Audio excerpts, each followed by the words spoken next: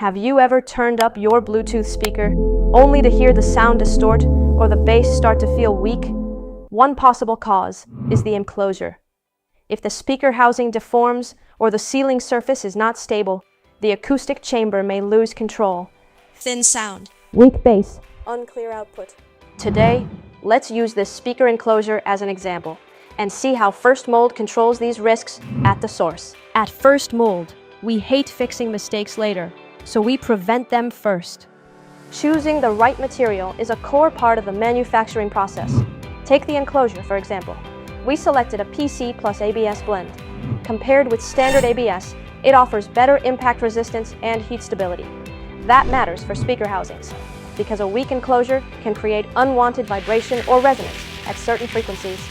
Plus, if you're looking for a high-end appearance, this material also works well with surface finishes like painting or texturing. Material is only the starting point.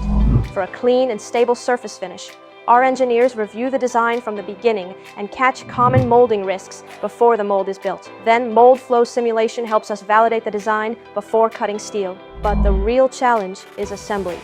Inside a speaker, every single component has to sit in the right position. The driver, PCB, battery, buttons, seals, and housing all have to work as one system. You just can't get that kind of fit by assembling parts carefully. It really has to start from the mold and the injection molding process. That is why we focus on the key fitting areas, like mounting points, sealing surfaces, and internal supports. Because if these areas shift even a little bit, the whole assembly will be off, and you'll lose that perfect seal and sound stability.